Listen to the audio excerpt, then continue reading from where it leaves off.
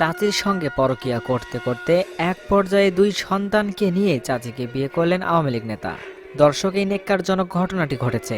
ঘটনাটির বিস্তারিত জানাবো, তাই অনুরোধ করব ভিডিওটি না টেনে সম্পূর্ণ দেখার। দীর্ঘদিনের পরকীয়ার অবসান ঘটিয়ে অবশেষে চাচার দুই সন্তান সহ স্কুল শিক্ষক চাচি রহিমা আক্তার রুমাকে বিয়ে করলেন বহুবিয়া ইউনিয়নের আওয়ামী লীগের সাধারণ সম্পাদক রফিকুল ইসলাম। উপজেলার কালিদাসপাড়া উল্লাপাড়া গ্রামে এই ঘটনাটি ঘটে। নিজের স্ত্রী সন্তান থাকতেও চাচার থেকে চাচিকে ভাগিয়ে নিয়ে দুই সন্তান সহ বিয়ে করেছেন তিনি।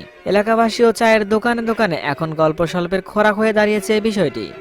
জানা যায় 1998 সালে উপজেলার কালিদাসপাড়া উল্লাপাড়া গ্রামে রজিমউদ্দিনের ছেলে ইমান আলীর সাথে রহিমা আক্তার রুমার বিয়ে হয়।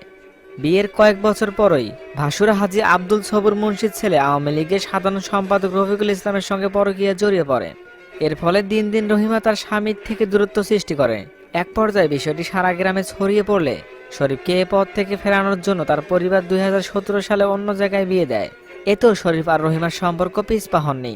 অবশেষে 2019 সালে চাচিকে দিয়ে চাচাকে ডিভোর্স করান শরীফ। অবশেষে দুই পরিবার সমঝোতায় গেল সপ্তাহ বিয়ের বন্ধনে আবদ্ধ হন রহিমা এবং শরীফুল ইসলাম। ঘটনার সত্যতা প্রমাণে রহিমা ও তার ভাই আনোয়ার মোল্লার মুঠোফোনে যোগাযোগ করা হলে তারা উভয়ই বিয়ের সত্যতা স্বীকার করেন। এ ব্যাপারে সংশ্লিষ্ট ইউনিয়ন আওয়ামী লীগের সভাপতি রফিকুল ইসলাম বলেন, শরীফুল ও রহিমা পরিবারের সমঝোতার মাধ্যমে এই বিষয়টি সম্পন্ন করা হয়েছে এবং তা শরীফের বর্তমানে স্ত্রীও মেনে নিয়েছে।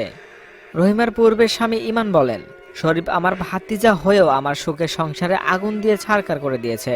আমার সন্তান দুটো সে ছিনিয়ে নিয়েছে। আমি ওই লম্পটের বিচার চাই।